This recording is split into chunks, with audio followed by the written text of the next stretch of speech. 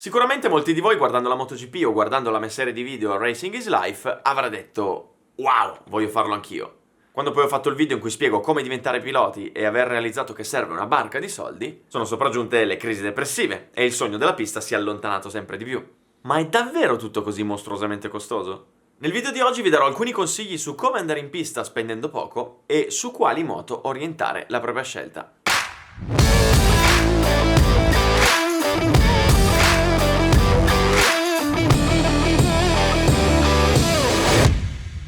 Ok, volete scannare in moto. Da dove si parte? Il primo consiglio che vi do è, prima di comprare tutto il necessario, provate con delle moto a noleggio per capire se effettivamente vi piace. Ora, è difficile che non vi piaccia, ma magari scoprite che quella moto lì va troppo piano, va troppo forte, troppo piccola, è troppo grande. Il modo migliore per provare è trovare l'autodromo o cartodromo più vicino a casa vostra, chiamare, perché di solito sono tutti convenzionati con scuole, noleggi, eccetera, eccetera.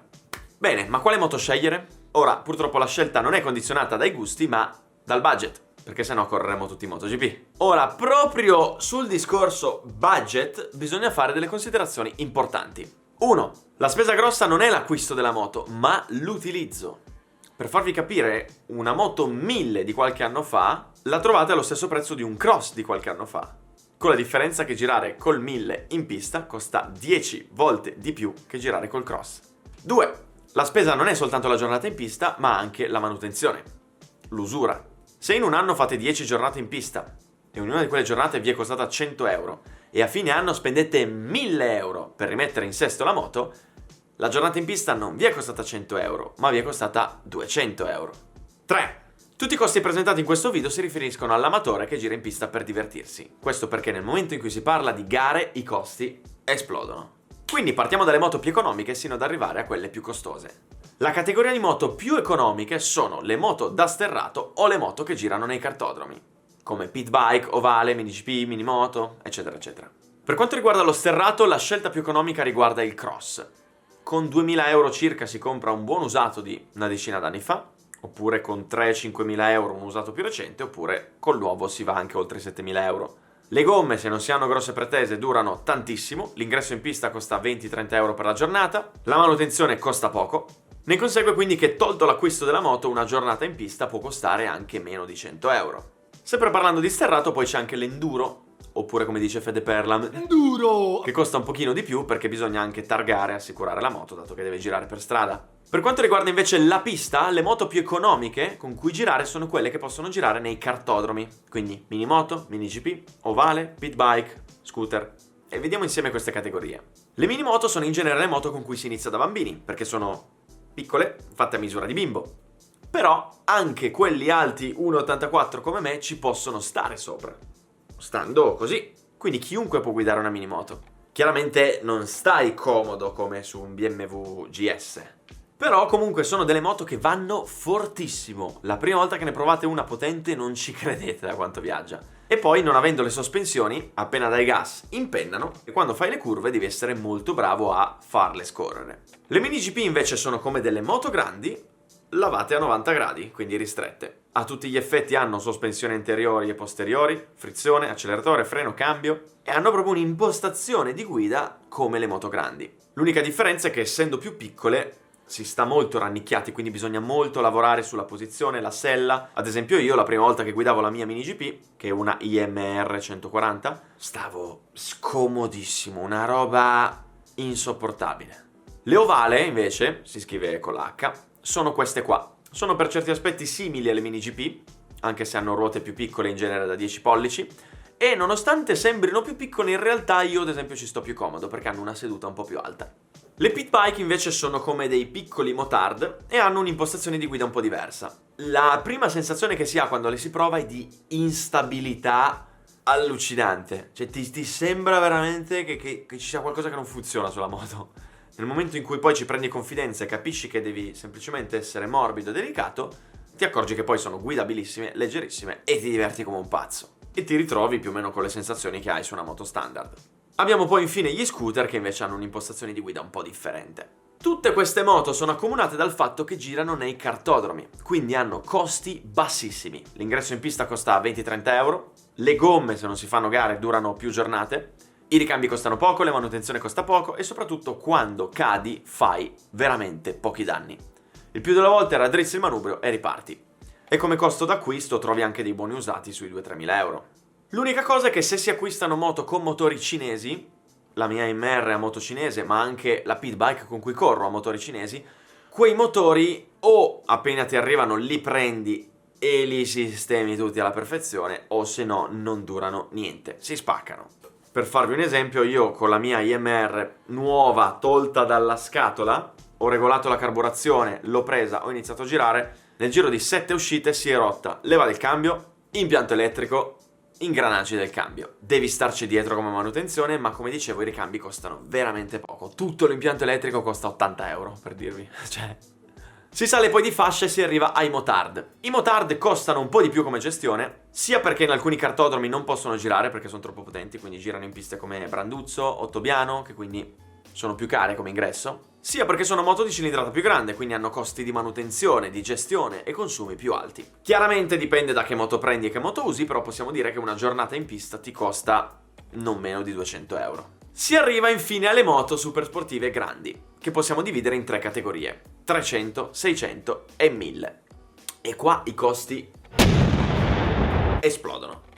L'ingresso in pista costa anche 10 volte di più. Ad esempio una mezza giornata a Franciacorta ti costa intorno alle 100 euro, una giornata intera al Mugello ti costa 200-240 euro. Poi hai le gomme. Col 1000 in una giornata, se giri tanto e vuoi avere una buona performance, fai fuori un treno, che costa dalle 2 alle 400 euro. Poi hai la benzina, la manutenzione, il viaggio, il trasporto, i danni. Allora, chiariamoci. È chiaro che se tu prendi una moto stradale con gomme stradali durissime, vai a Franciacorta, ti fai un turno neofiti da 30 euro, esci e te ne vai a casa, ti sei fatto la giornata in pista con meno di 50 euro. Ma lo fai una volta, lo fai 2 volte. Ma se vuoi iniziare a girare in pista, ti serve la moto adatta da pista, l'impianto frenante da pista, le gomme da pista. Puoi girare con le gomme di legno in pista e soprattutto non puoi girare con l'ansia che appena la appoggi per terra hai fatto 2000 euro di danni tra frecce, fari, specchietti, carene da strada, pedane, leve, manubri. Quindi le cifre che vi do sono per chi usa moto da pista, in configurazione da pista. Una giornata in pista quindi ti costa intorno alle 500 euro. Col 300 magari spendi un po' meno, col 1000 spendi un po' di più. È chiaro che questa cifra di 500 euro è un ordine di grandezza, dipende da come imposti la giornata. Se tu decidi di fare un turno da 30 minuti a Branduzzo con un 300 con le gomme semistradali, spendi 100 euro. Se ti fai una giornata intera al Mugello con 6 turni con le gomme in mescola da competizione, spendi 500 euro. Stessa roba per il 1000. A questo punto quindi uno dice va bene, senti, voglio la moto grande, ho il budget, me la posso permettere. Cosa scegliere tra 300, 600 o 1000? Innanzitutto in pista non ci sono limitazioni dovute a patenti, età e cose varie, quindi potete guidare tutto. La 300 è una moto estremamente leggera, maneggevole e divertentissima. Tu appena entri in pista con un 300 fai subito delle pieghe della Madonna e ti senti Marquez. Stanca poco, quindi anche chi non è allenato ci gira alla grande, ma per contro ha poca potenza. Sul dritto ti sverniciano tutti, ma in curva vai molto più forte degli altri, quindi te li trovi piantati. Inoltre non si frena praticamente mai perché si fanno velocità in curva esagerate. È una moto davvero divertente, però se cercate la potenza qui non ce n'è. La 600 è anch'essa molto leggera, maneggevole e divertente. Stanca un pochino più della 300, ma stanca immensamente meno del 1000. Io dopo 10 giri sulla 600 sono sudato, dopo 10 giri sul 1000 sono da buttare via. Quindi anche per chi non è allenato col 600 giri tanto e ti diverti. La potenza qua inizia a sentirsi e si fanno anche velocità interessanti, dato che sui rettilini lunghi si superano i 250 km/h. È una moto facile, ti dà confidenza e si trovano anche a prezzi veramente abbordabili. In giro è pieno di R6 di 10 anni fa con un sacco di ricambi. Le 1000 invece sono molto più impegnative. Sono più pesanti delle 600, meno maneggevoli, molto più faticose, molto più difficili, molto più impegnative. E sono estremamente potenti. Io vi dico che dopo 2 anni che guido in pista ancora non mi sono abituato alla potenza di un 1000. Ancora vedo i draghi quando apro il gas. Fai velocità folli, dato che superi i 300, freni molto forte, fai tanta fatica e soprattutto c'è l'elettronica, che quindi è un componente in più che può costituire un costo in più. 300, 600 e 1000 comunque sono accomunate tutte dalla stessa cosa, i danni. Mentre con le moto piccole ogni volta che cadi, vabbè, la rialzi, la metti insieme e riparti, con una moto grande, appena la appoggi per terra, carene, leve, manubri, pedane, e siamo già a 1000 euro. Telaietto, sali a 1500. Serbatoio dell'R1 nuova, solo quello costa 1600. Sei già a 3000. Pacchi il radiatore? Sono altri 2000 euro. E arrivi a 5000. E questo va tenuto in conto. Tu giri con una moto grande in pista, fai una caduta stupida, questa inizia a rotolare in ghiaia, tu hai finito il budget di 2 stagioni in pista. In ogni caso, comunque, il mio consiglio è, se volete girare in pista per divertirvi, la moto ideale è un 600. Non costa troppo, non serve troppo allenamento, non hai troppa potenza che non riesci a gestire. Diciamo che è il miglior compromesso per divertirsi. Se poi invece hai fame di potenza esagerata, allora ti pigli un 1000. Infine, per farvi capire la differenza tra girare in pista per divertimento e il correre, prendiamo ad esempio la mia stagione sull'R1. Ora, non vi dico quanto ho speso io, ma vi dico quanto costerebbe. Da privato, senza sponsor, per fare 7 giorni di test, 5 weekend di gara, più un weekend di gara in Coppa Italia, con moto a noleggio, team, assistenza al top, ci vanno circa 30.000 euro. Se aggiungi i 7.000 euro di danni che ho fatto tra moto, tute, caschi, sei a 37.000 euro. Se si fa un calcolo, le giornate totali in pista sono state 7 di test più 13 dei weekend di gara, quindi siamo a 20 giorni. Ipotizzando una media di 30 giri per ogni giorno, abbiamo che una stagione come quella che ho fatto io costa 1.850 euro al giorno, che sono circa 61 euro a giro. Capite la differenza tra l'amatore che per farsi la giornata in pista spende 5 euro e il pilota che per farsi la giornata in pista a livello competitivo ne caccia fuori quasi 2000.